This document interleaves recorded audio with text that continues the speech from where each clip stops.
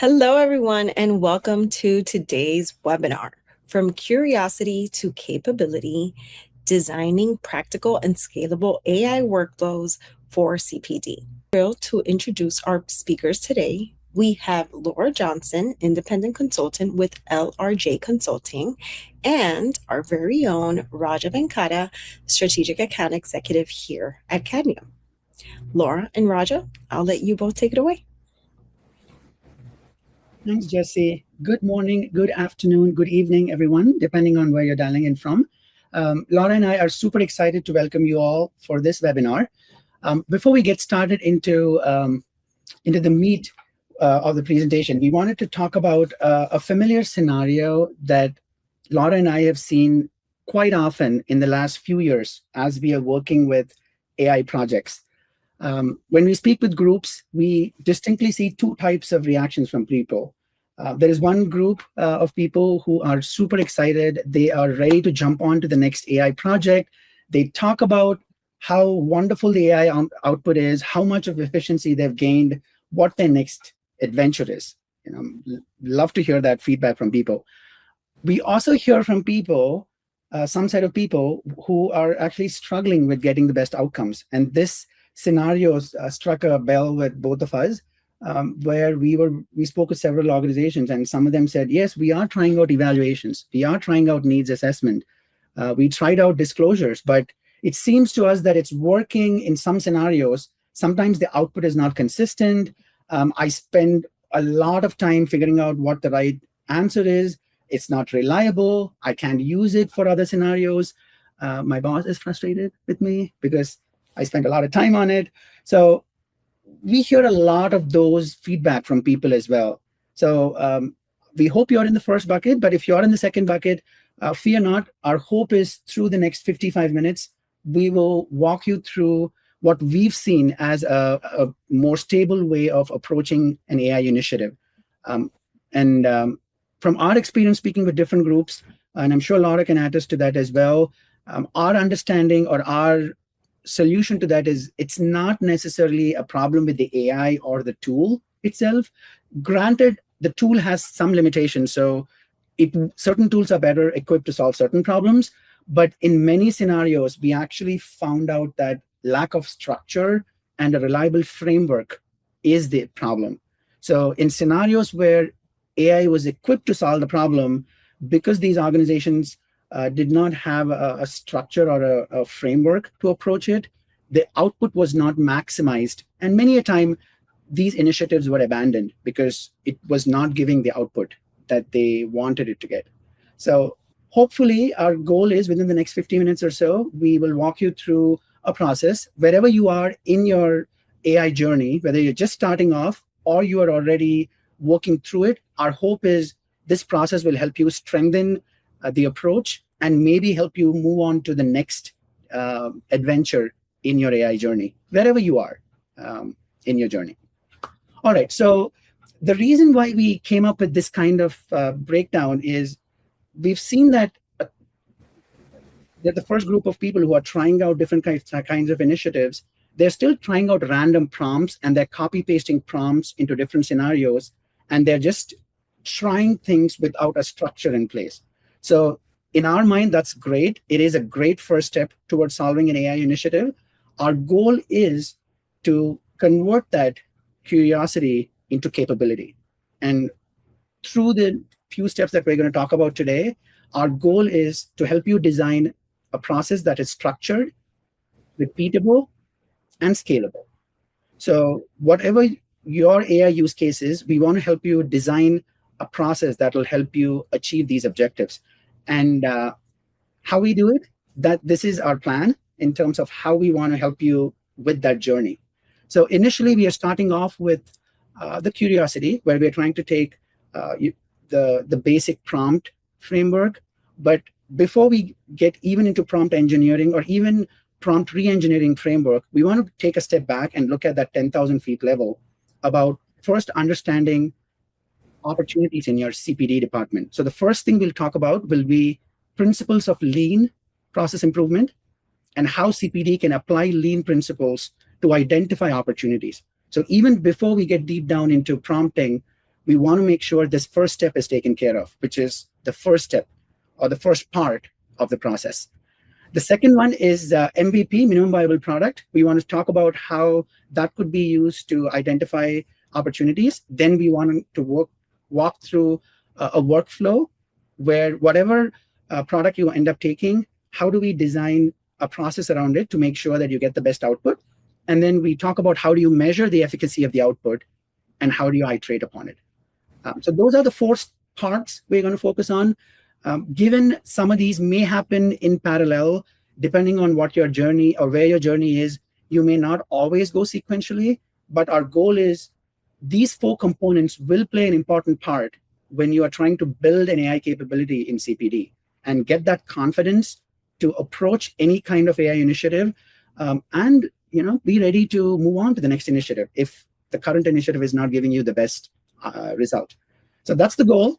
We'll talk about four components: lean, MVP, workflow, and iteration. And at every point in time, we'll have feedback and love to hear from you as well. And like Jesse said, we'd love to keep it interactive. It's Thursday afternoon. We're almost there for Friday, so we don't want to keep you long, but hopefully we want to give you a little bit of wisdom or knowledge based on what we gathered from the industry and talking to a lot of people like you. We're just trying to bring it up here and then share what we learned from the community and hopefully help you with your journey. So that's our hope. And let's start off with part one. So the first part of analyzing the process, or even before starting off any initiative, is to think about identifying proper opportunities. Now, depending on where you are, maybe if you have a committee or if you have a team, your team already has identified multiple processes that could be taken care of. But we always want to focus on certain key principles of process improvement. And we started off with lean because there may be certain processes that you may not have thought about that could still be considered as a part of AI. So we want to make sure you cast a wider net in terms of identifying process improvement initiatives in CPD. So lean process improvement is a very popular framework for identifying process improvements and improving processes for a more reliable, stable output. There are different kinds of wastes and process wastes in lean. So process waste is not necessarily a waste in a term where it has to be eliminated. In lean manufacturing or lean process improvement, a waste defines an area of the process that could be improved upon. Now, sometimes you cannot eliminate it, but you can certainly improve upon that process. And how you improve it, it could be dependent on the specific process in question. Sometimes you may have to add a person. Sometimes you may have to add a technology. Sometimes you may have to add an AI tool, an LLM tool, or one of these AI engines and improve it. The goal is, can you improve the process step by introducing any of these mechanisms? So that's the concept for lean. There are different kinds of process improvement wastes or wastes that are available in lean. For the purpose of CPD, we don't want to boil the ocean and we don't want to go through a lean certification here. We have seen overall, when Laura and I have worked with so many different customers, the process improvement initiatives in CPD tend to be bundled in 4 different areas. One, motion. So when we talk about motion, we are talking about the activities or processes where you have to search multiple systems. So think about downloading data from system A and then downloading data from system B, manually compiling those files together. So that is typically an area that is ripe for process improvement. The second one, fairly self-explanatory, defects. So the more manual work you have in terms of repetitive tasks, the more these tasks are prone to errors. So if you're trying to combine 2 Excel sheets and you're trying to get column 1 and column 2 into the main Excel sheet, remove certain columns and add more columns, that is a manual work. Now, sometimes you cannot avoid it, but at least identifying that as a potential process is a great first step. So that's the second process area improvement. The third one is one of my favorites. It's extra processing. We are all so focused on outcomes measurement, and we are so passionate about the quality of delivery that sometimes we inadvertently end up over optimizing a process or over optimizing a result of a process. So to give you an example, when I was developing or working on my first or one of the first few prompts, I ended up spending 4 hours on a manual task that actually took me 30 minutes to complete. Now, I was so engaged in the beauty of prompting that I ended up looking at different tools, looking at blog posts, looking at what this particular speaker was saying. And I got so engrossed in it that I completely lost track of what was my initial goal. If it was a 30-minute task, I probably wanted to spend lesser than that. Granted, it was my pet project and I ended up spending more time. So it is totally fine. But I just wanted to make sure that we are all aware of this uh, scenario where over optimization or over prompting a certain scenario is also an improvement that you want to be very, very aware of. The last one is also, I think, a byproduct of all the other three. Not utilizing talent, which means because your staff is spending time on manual work, combining multiple Excel sheets, doing repetitive work, looking at multiple software systems, trying to come up with a stitch solution, you're actually not able to get the best value out of your staff members. What were they hired to do? What are they really good at? Are we able to get the best out of your staff members by giving them the tools that they're doing? So I'm sure as you think about these ideas, you may have other areas as well, but these were the four that are primarily that we see routinely when we work with CPD departments. If there are any questions, feel free to chime in, but that brings us to the first exercise. Or just we'd like to hear from you. Like I said, it's Thursday afternoon. Love to keep it interactive. So as you think about your CPD department, think about what processes do you think can be improved? Now, it could be AI or it could be without AI, but if you could just start typing in some processes that you think could be improved. Again, no judgment. Any and every process is ripe for improvement. So just wanted to see if you all had some ideas. So we'll take a few minutes for this one. Think about the different lean ideas that we've discussed and share what you think could be improvement opportunities. And we'll take 2 to 4 minutes. As Jesse said, feel free to type in. And then as questions come in, we will start talking about it. Laura, what was your first process improvement initiative, or what was your first experience with that, given your vast experience? I think my first was the natural language processing and giving, finding ways to pay more attention to what the story I was finding rather than just categorizing comments. One of the other things that just struck me is and we'll talk more about the financial relationship disclosures, but they end up in about 3 or 4 different places, or they can end up in about 3 or 4 different places as one person is collecting them, another person is ending up reviewing them. Then they need to make sure that they're into where, the proper disclosures to the learners, and everything needs to be tracked into the mitigation sheet. And, I started, as you were talking, it just struck me that that's an area where finding, some really tight processes, either with AI or just brainstorming with AI and on how best to accomplish it within your own structure, is a place where, a lot of CPD professionals would, appreciate getting a little bit of time back, but still knowing everything's where it's supposed to be. Yeah, that's a great point, Laura. And it also actually aligns with what we're hearing from our attendees as well. So I'm just going to quickly read out a couple of themes that are coming out. We are hearing people have a common theme around communication with planners and faculty, starting with roles and responsibilities.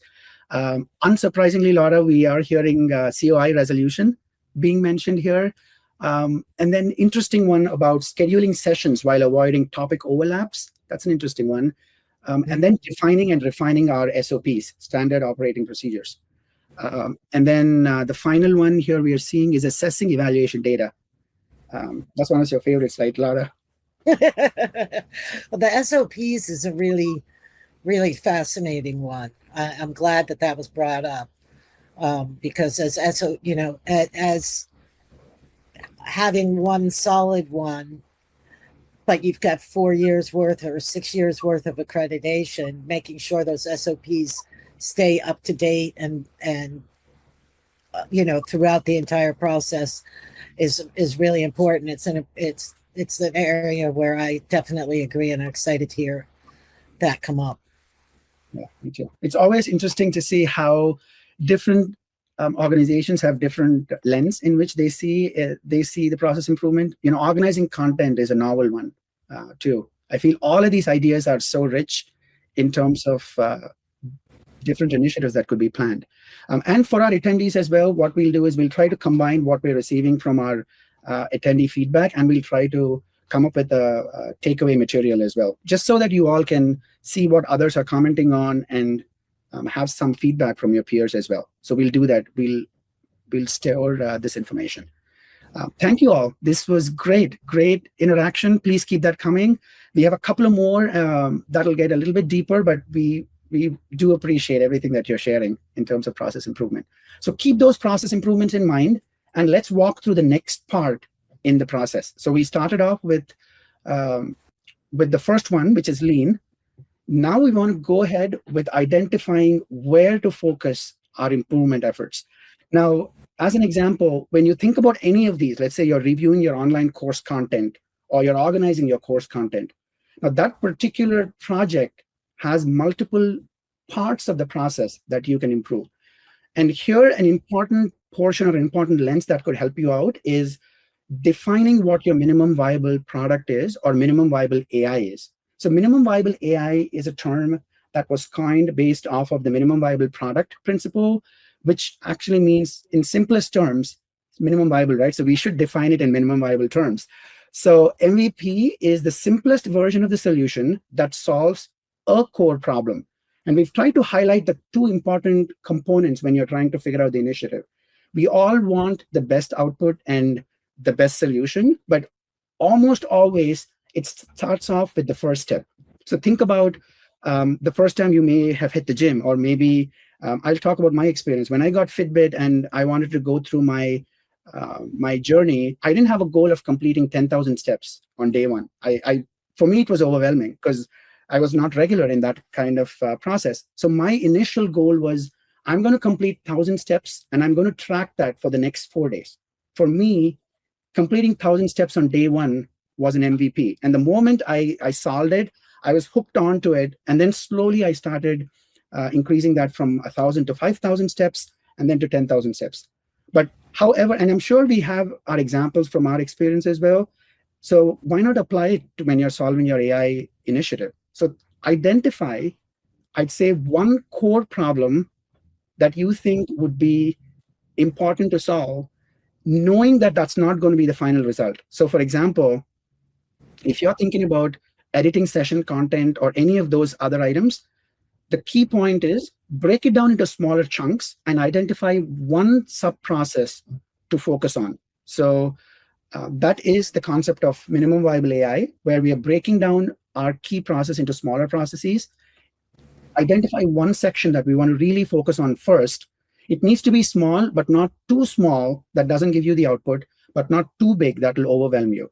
Now, obviously, it is subjective. What's minimum viable product for me might be different for you, depending on the resources you have or the time you have. Again, it's more towards understanding that framework rather than defining a common minimum viable product for everyone. So with that, we'll quickly move on to the attendee segment here. Since we had some rich ideas about what processes you have in mind, could we have a couple of people just type in what you think could be a starting point for a minimum viable AI? So if you're thinking about COI resolution, scheduling sessions while avoiding topic overlaps, or assessing evaluation data, could you think about one small part of that process that you would like to apply AI on? And like I said, no judgments, just trying to get that process mindset on when you're thinking about your process. If the process itself is small, that's fine. You can still just copy the process and say, this is small enough. I feel this is good enough for me to start my AI project. That is perfectly valid answer. We'll take a couple of minutes and then we'll jump on to our part 3, see if anyone has ideas about how they would define a minimal viable AI project for their process improvement initiative.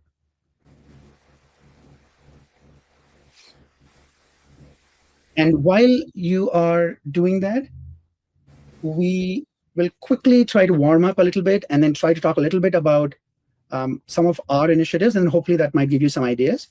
So the way we've done that is, when I was trying to build an outcomes report as an AI project, I tried to split it into smaller parts where I need to first gather data, I need to summarize evaluations, I need to generate graphs, I need to add them to the report, and then I need to format the report into a Word document. So there were smaller sub-portions that I needed to complete to get to my outcomes report. I didn't want to necessarily take all of these and go through an AI project. For me, it was overwhelming because I was just getting started. So for me, summarizing the evaluations was the minimum viable component when I was trying to build an outcomes report. During the course of this webinar, you'll see that we don't stop at the minimum viable product. We would expand it.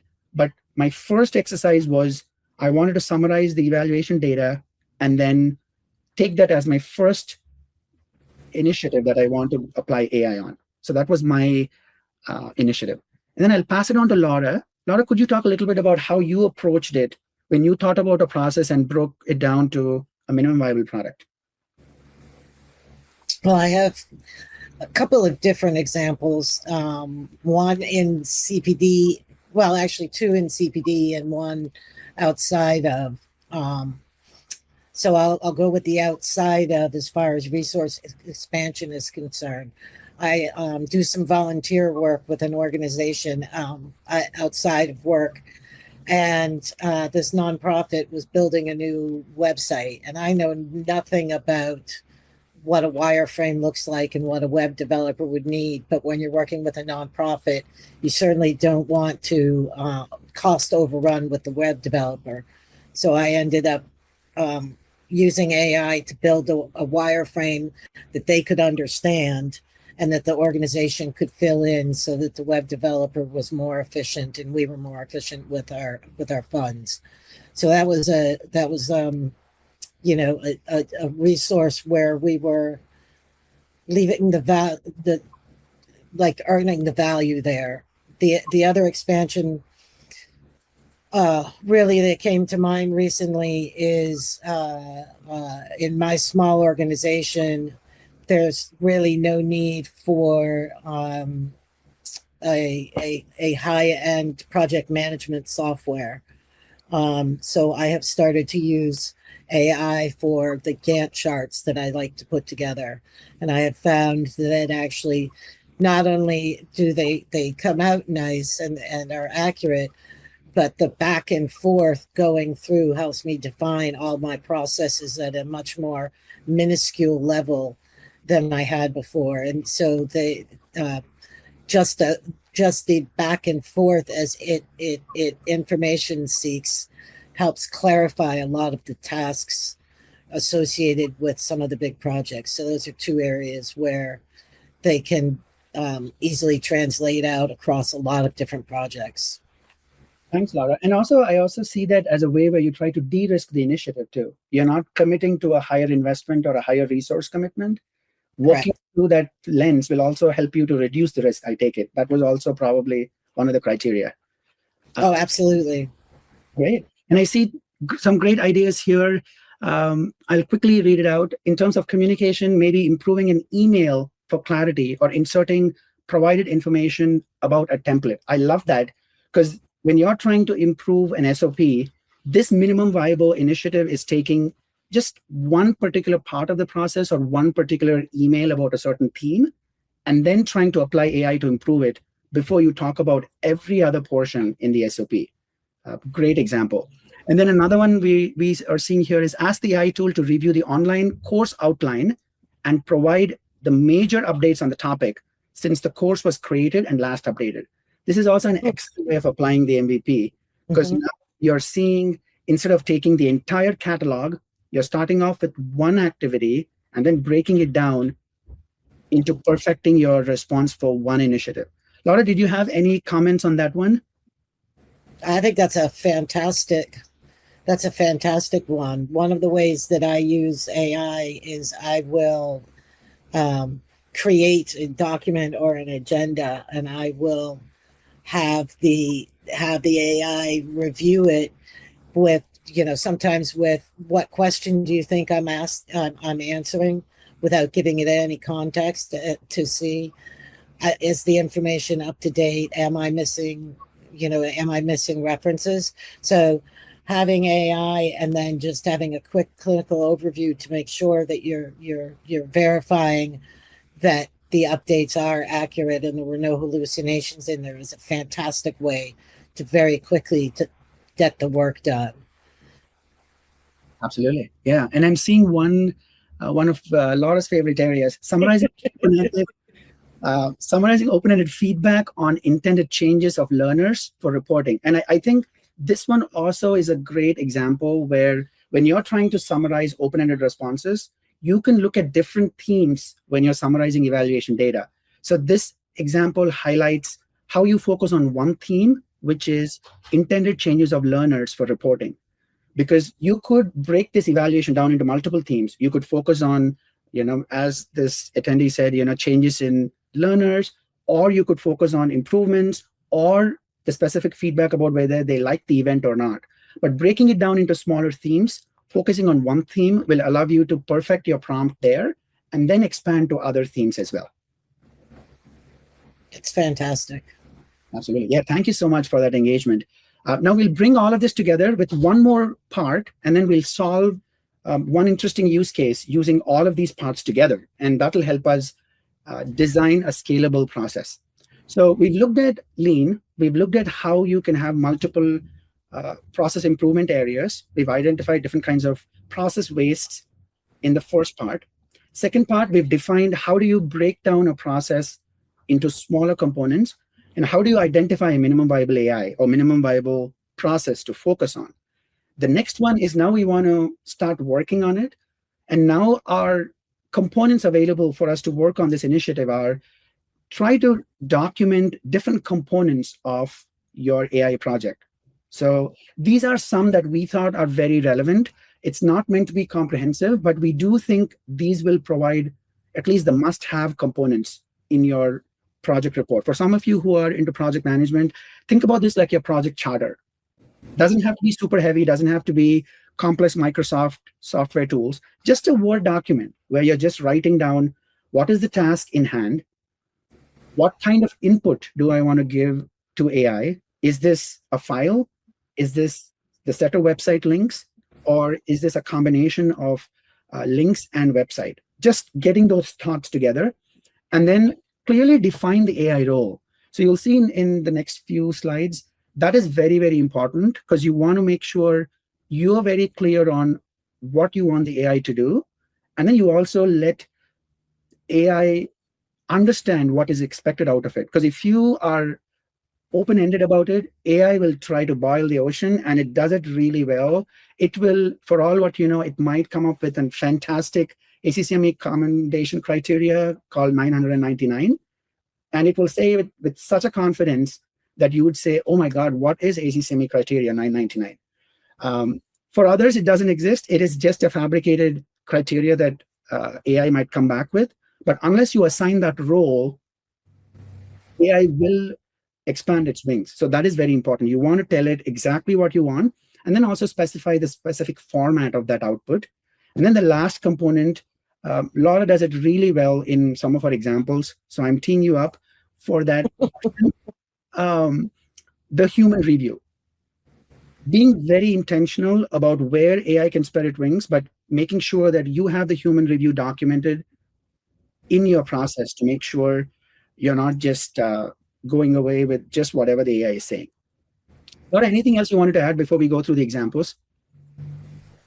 No, I don't think so. I think you've teed this up quite nicely, and will allow us to really show off what we mean in the next couple of slides. Thank you, Laura. All right, so I'll start off with one. So what we'll do is in the next couple of slides, I'll walk through one example. Laura will walk through another example about one project that we've taken and how we broke it down into multiple components and label each of these things for our project. After we are through with these two examples, we'll have a hands-on exercise where we have an interesting project for you, and we would request you to go through this step-by-step process and share what you find out. So that's the plan for the next 20-ish minutes. So let's start off with the first project, evaluation summary. Unarguably, probably one of the most popular ones in the CPD industry. Every conference that I go to, there's always some variation of it that comes out with evaluation summary. The process definition is relatively straightforward. The goal is whether you're evaluating your grand rounds evaluation or evaluation from your live meeting, you have tons and tons of data available. The process here is get the data in, and your task is analyze themes in your evaluation summary. And in terms of the minimum viable product, we've approached it in a couple of different ways. I really like how one of our attendees said the minimum viable product could be focusing on one of the themes. I think that's great. So you can totally start off in that line of path where you can say, I would like to focus on one theme, learner satisfaction theme, and then go down that path. So for example, you can say, my MVP here is find out learner themes, and then go through the rest of it, like the task, input, AI role, etc. What I try to do when I was looking at evaluations is I took a smaller evaluation set, like 10 evaluation records. That was my minimum viable product. And then I said my task is to look at different kinds of themes in those 10 records. My input file was, in this case, a CSV file or an Excel file. That was my input. And in that scenario, I also wanted to give them another input file where I said, this is my definition of what learner satisfaction is. This is my definition of what a dissatisfaction is. These are the indicators about dissatisfaction. Just a little more process around how I define satisfaction. That was an additional file that I provided. For the AI role, I said, I was clear in the sense, I said, you are analyzing this Excel data, and your role is to analyze this and then present me with the themes in this evaluation. And in terms of output, I just didn't want it to have themes. I said, you should give me an output with specifically two sets of responses. Option one, you should say, or part one, you should say, what is the theme that you're seeing? The second component is, give me the specific line items from the Excel to substantiate this theme. I wanted you to specifically say, what line items are you looking at for this kind of theme? Now, keep in mind, I started off with 10 line items, so it was easy enough for me to validate what it was saying.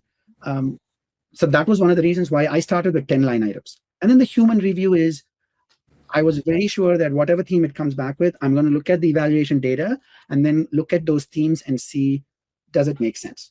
So this is one way of thinking about how do you break down an evaluation summary into one MVP.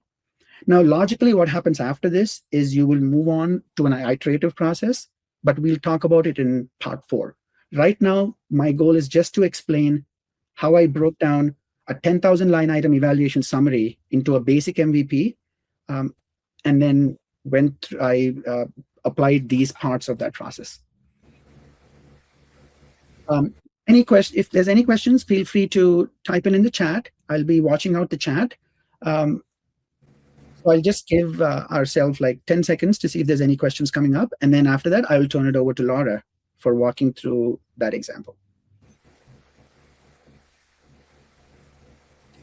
Right, Raja, while we're waiting to see if anybody writes in, I wanted to bring up, emphasize what you said about the 10 lines first and the MVP first, and getting the feedback from the AI on how they categorized things. I mean, I can share with the audience that I did not take that route the first time I went to do the natural language processing, and I had close to 500 comments and had not asked it to tell me how it was judging things.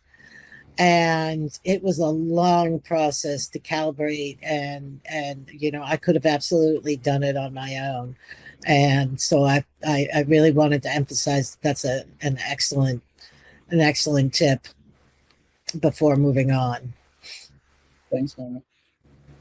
Awesome. Yep. So we can perfectly move on to our second example. So I'll turn it over to Laura to talk us through the branch logic case. Well, thank you very much, Raja. So the branch logic case is so it's a personal unicorn that I've been chasing for a long time. They are considered very effective educational format, but they're so development intensive that most CPD organizations just don't have the time or the resources to move forward. And they have been some of the research that I did, it's upwards of 100 to 150 development hours for 1 hour of teaching. So while they're very effective and the peer review research is out there, they've just been unviable. So at a recent meeting, it sparked my last May, my an attendee at a roundtable mentioned something about it, and it sparked my curiosity. So my motivation and my process was to explore options to just shrink that development time, how much we could shrink that development time without jeopardizing the clinical validity of what came out of it. And so my minimum viable product to start off with was a really simple, what actually is going to get spit out from a simple prompt. That was really what I was looking at. The task was, in my mind, to quickly set up a relatively effective prompt without putting a lot of time and effort into it. After all, this was curiosity without any, purpose behind it other than, is it possible? Is it something that would be viable for, sharing out in the world on how people could potentially use it? The input was very simple on my part. I have, once I got the prompt, the input was, I basically used fictitious information all the way along. I'm a lay person, but as most CPD individuals pick up terminology here and there, so I used what I could within my MVP, just for illustration purposes. The AI role, I started it off without giving it an AI role. I asked it to act like an educator, and that was it. And simple output, and then the human review to see where we were. And we'll go to the next slide so that I can talk more about the human review. This slide is very, very busy. It isn't really meant to for everybody to see everything, but the point is you'll be able to visually see a big difference between this slide and the next slide. This MVP branch logic case, this first one, it took me about 5 minutes to get to where I got to with the case. On the left-hand side, you can see that I asked AI to develop for me an efficient prompt to do for continuing medical education for a branch logic case. And then using that prompt, I filled it in and it spit out a case. And it seriously, it was 5 minutes. And I'll reemphasize again that obviously this is for illustrative purposes and is not fictitious and not based on any real patients. And it hasn't been clinically reviewed. But the idea is to show that a lot of information came out that could end up being worthy of clinical review, but I noticed a few things right away. It surfaced just looking at it very quickly. How can we control consistency, and how can we bake in the human quality control that was absolutely needed at the input level and at the output level? And if you want to go to the next slide, Raja. Absolutely. And one comment on what. Yes. Oh, I'm sorry. Of course.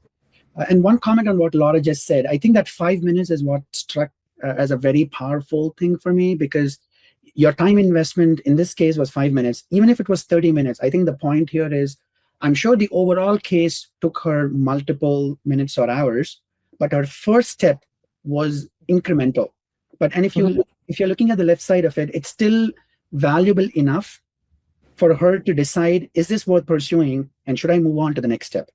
So I always say, lower expectations or lower investment sometimes is better, because you don't have the sunk cost syndrome where you're just spending hours and hours and still spending more time just because you spent the more hours on that initiative. So I think the more smaller your initiative is, I think the more encouraged you would be.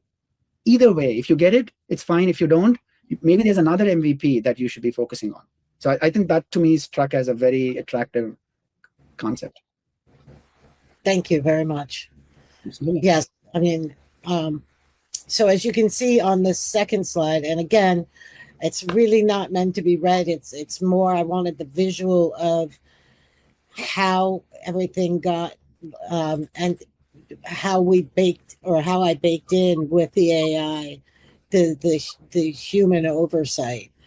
So on the left-hand side, I realized, from a consistency sake, if you're working within a department or in a hospital or whatever type of provider you're working with, if you want to start introducing cases like this, one of the quality assurance capability that you would want is to have some consistency and have a template that's filled out consistently across various clinicians and doctors who would be working on this. So I developed a template working out what materials are needed, whether it's the human that needs it and whether it's required or critical, and whether the AI would be filling in. Now, obviously, everyone would base it on their own processes and their own policies and procedures, but the idea was this would be a fillable form so that there was always consistency with respect to what the human's role is within, and included within that instruction that we worked on, meaning the AI and myself, we baked in that it was very clear when the output was spit out that where the human review was, color, and it's color coded with a chart so that it's impossible not to miss where the human needs to provide input. And you can see, even though AI put in a lot, there's an awful lot of color on that first page. So while some may think AI is making the content clearly, and while of course we would disclose that clearly, this is still fully human. It's just cut down a lot of the longer development time to think it through, and then you're instead of designing something, you're reviewing it and making sure it's clinically valid. So hopefully, and again, it's a unicorn that I would love to see happen, but it was a nice thought experiment to see what we could eventually do and how we could make sure that we keep the human involved all the way through, consistently. Great example. And I think what struck me on this one was Laura actually baked in the human review and asked AI to identify what components should be reviewed by human. So it's almost like it's asking AI to say what it thinks about the human review. And of course, she has another layer of human review to say, did it identify the areas correctly? Mm-hmm. So I think that component was good, because now she's actually doing a double verification where she's having AI self-assess its own input first, and then have a human also assess it. So I think almost like a double layer of validity on that case. So it was very, very interesting. Yeah, it was a fun thought experiment, and I appreciate being able to share it, and hopefully it sparks some ideas on some other areas that may be heavy on the development side, where you could start, with that curiosity side and work our way all the way to the right in the capability side. So, and thank you for sharing that, Laura. I know it's one of your passion projects. Hopefully, we'll hear from you in one of our future conferences about the next step. So I can't wait. Perfect. So we'll move on to the audience exercise. We have about 10 minutes, and I think it should be a good start for us. Our goal is we want to take the faculty disclosure process. Some of you have already identified that to be an area of improvement. So our goal here is we'll take this process and we'll quickly walk through, with your help, the different components of building an AI process to improve it. So since we have about 10 minutes, I'll try to walk us through a couple of steps just to give us a head start. So the process here is we have the setup here is we have tons of disclosures from our annual conference to add up to the story and build up some tension. Let's imagine we have 800 line items, 800 disclosures for an annual conference. You have 60 faculty members, or 60 or 80, choose your favorite number. And you have piles of that disclosure data in an Excel format. The goal here is, how do we define a minimum viable product? What is that step that we'll take as the first step if we want to develop a faculty disclosure system? What we'll do is, because this is more like a virtual setting, we'll do one step at a time. So we'll first start with minimum viable product. We'll ask you to provide inputs. Then we'll move on to the different steps in the process. Some of these might go quicker. Depending on time, I'll try to add commentary on some of these steps. But at the very least, we'd love to hear how you would design an MVP for this process. So let's start with our first item. For the faculty disclosure process, 800 disclosures, 60 faculty members. You have 10 Excel sheets on your desktop. What would be your first minimum viable product process? Type it in. No answer is a wrong answer. Like I said, we all have different ways of approaching it. So yeah, I'll explain in terms of disclosure. In some accreditation departments or some accreditation scenarios, you would have to have every faculty who is speaking at a conference, they must give their bio and their financial relationships if they have with some medical companies. So that is an example of a disclosure. Laura, do you want to give a commentary on that based on your experience? How would you define a disclosure to someone who may not have heard about it?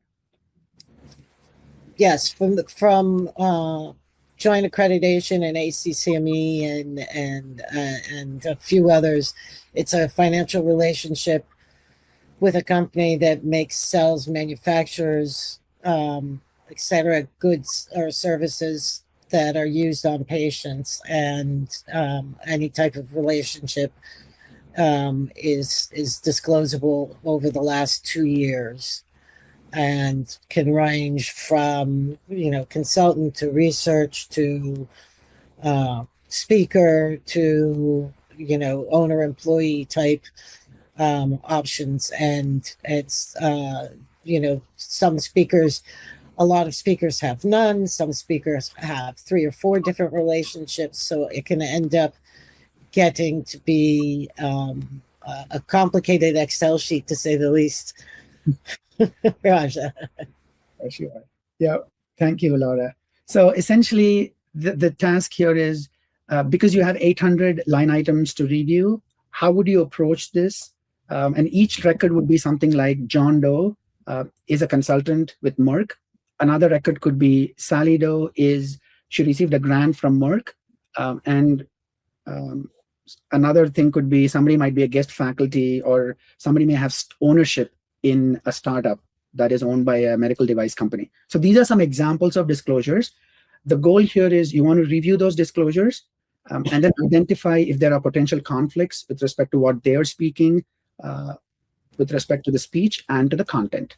So there is a way to automate it. So Yes. So yeah, just to kind of answer the question, we are trying to select faculty members based on the disclosures. So I'd say you would still you'll select the faculty members based on the disclosures. If someone has an outright ownership in a medical device company and could potentially impact the content, you will have to work with that faculty and develop mitigation process. So in terms of, you could either work with them to make sure the content is not biased, or you may have to remove them from that particular session because it's going to directly influence them. So it depends on what their relationship is. You may have to go in a couple of different ways. I hope that clarifies. I'm happy to clarify any additional questions on that. But to give some examples, if you're thinking about an 800 Excel sheet, you could potentially focus, some of the ideas could be break it down based on sessions, start off with one session, or select certain line items in the Excel. That could be one way of breaking it down. Or if you're like pretty hands-on on it, you may want to start off with maybe 50 disclosures to start off with. But in your mind, which one might be a good start?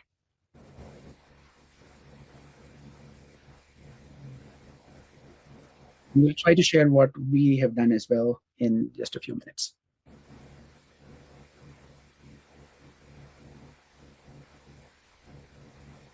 When I tried to do that, I selected one faculty member and then tried to have multiple sources look at that faculty record. The faculty record was John Doe, and he was a consultant at a new startup.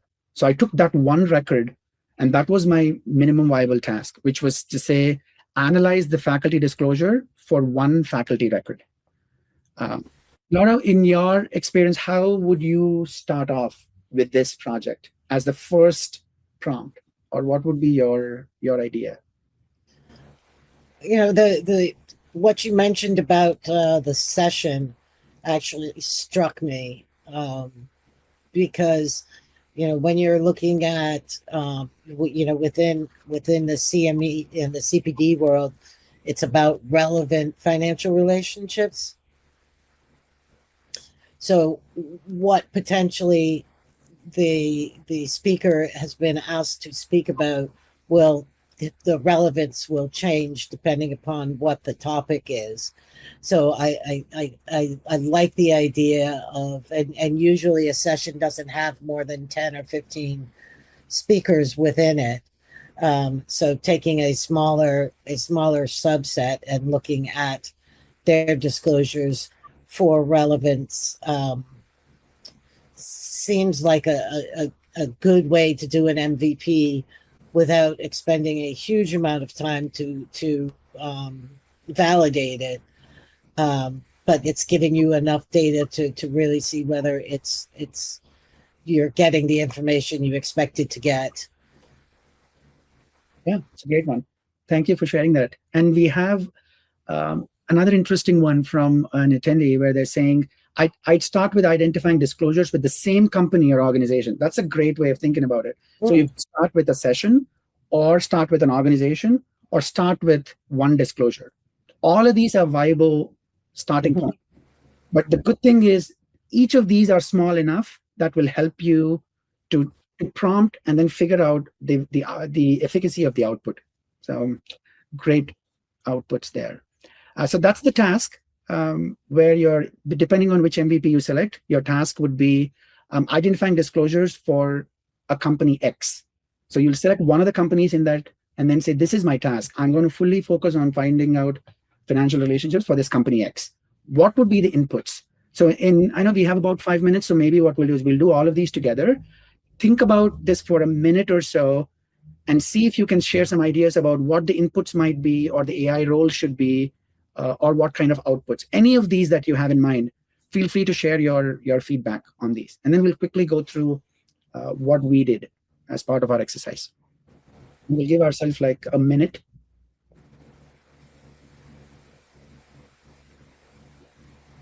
So the goal here is what kind of inputs you might give as part of your prompt.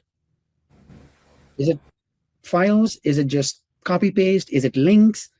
We don't have to name the links, just source names would be fine, just to kind of apply this to a principle. And then how do you define the AI role, what role you might want to give? Or do you just want to start off without the role? And then what kind of output, how would you define what kind of output you get? And where would you put that human review in place? We are getting inputs. Thank you for your feedback. I'll put in the topic for the speaker, the financial relationship. So 2 portions, and then ask AI to analyze the risk.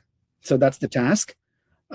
Once we receive the presentation, I upload that and then have the presentation analyzed. Great feedback. So if I were to break it down and then put these here, the task would be I'll put the topic for the speaker would be your task, and then ask AI to analyze the risk. So analyzing the risk would be the task. Input would be the speaker entry. For the second one, the input would be the presentation file. The AI role would be ask AI to analyze the risk, so risk assessor, or depending on your accreditation, you may say CPD accreditation manager. And your output would be analyze the financial risks and give me the output in this particular format, column A, column B, column C. Any ideas about human review, what you may want to add there?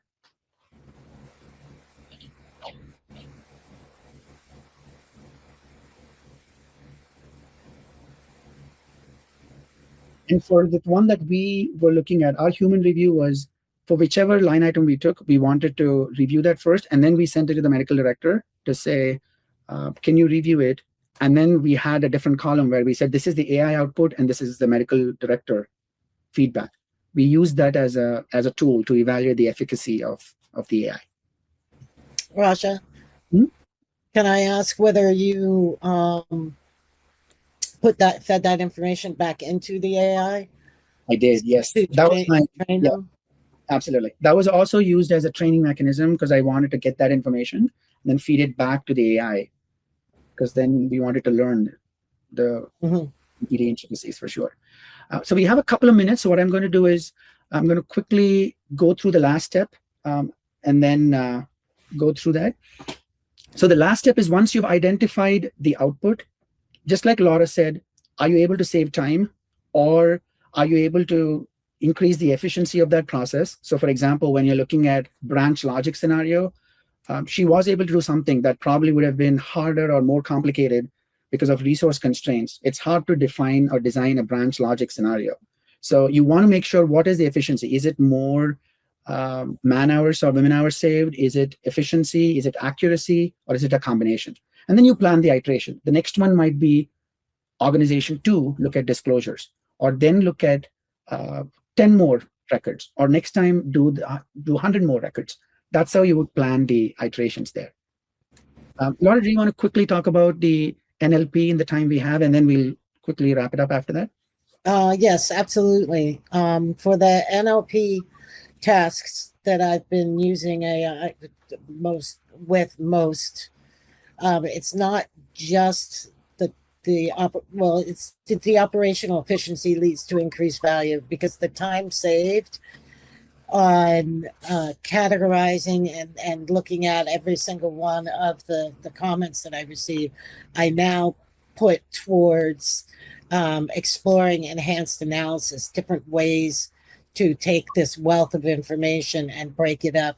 Do I want to look, for instance, at intent to change, or do I want to look at something that I'm recently doing now is the competence, the strategy question aligns with the actual test performance, to see if there's an alignment between what struck them as important information, what they intended to change, and how well they did on the test. So it provides more value. So it's not just always about saving time, but allowing yourself to actually spread your wings a little bit and use, all your expertise to move forward. Thank you, Laura. That is a very well put, measure and reiterate. I know we are over time. I just want to quickly address one question from one of the attendees. What risks need to be considered when feeding an AI presenter's name? So the important thing there is the customers that we work with, or the the groups who've tried it out do remove all the confidential data about the faculty. So they just say faculty X. They don't say who the faculty name is. So whatever you would see on a activity website is what they would feed, but no identifiable information to the AI is being fed. Great question. And that is also the human factor that you want to keep in mind. So this is pretty much what we did in terms of measure and reiterate. I said, review one record, review a more complex faculty record would be iteration 2. Iteration 3, I would upload the Excel with 100 faculty members. And then probably iteration 4, which is what I'm working on, is can we automate it using agents? But the important thing is we don't move to step 3 before iteration 3 before we do iteration 1. So that's the whole concept behind starting small, perfecting it, and then reviewing a more complex scenario, so to speak. So that's part 4. I know we're over time, so I'll quickly wrap it up here. Hopefully in the last hour or so, these were the key areas we focused on, where we looked at process design. We spoke about lean and MVP. Minimum viable AI plays a very key role in making sure you can design scalable processes. A sample blueprint is below, not meant to be prescriptive, but certainly it does give a very good starting point for you to design processes. Process, MVP, task, input, AI role, output, and human review. Laura, any closing comments from your end before we wrap things up? No, I don't think so. It was a fantastic session. I really appreciate, and I'm honored that I was able to participate. And I hope our audience has some take-home points that they can, the intent to change is there as well. Thank you, Laura. Likewise, it's always interesting to discuss these use cases. And please share your comments as well in survey. We'd love to hear from you. Thank you. All right, I'm back. So thank you, Raja. Thank you, Laura. That was, I think, extremely valuable. And thank you to everybody who was answering the questions and keeping us busy. As I mentioned, the recording will be made available. We'll send it out post-show. So you guys have that available via Cadmium University. I also want to give a shout out to Cadmium Spark. We're having an in-person session May 6th in Washington, D.C. You'll see more information about this on our social media and our websites. And we're going to continue having these sort of conversations during Cadmium Spark. So we hope all of you can join us there. It is free to join. And it's just a time where we get to hang out in person. And we always like to see all of our customers and everybody in the industry in person. So with that, I will wrap it up. Thank you, everybody, for joining us. Thank you, Raja. Thank you, Laura. And have a great day, everyone. Bye.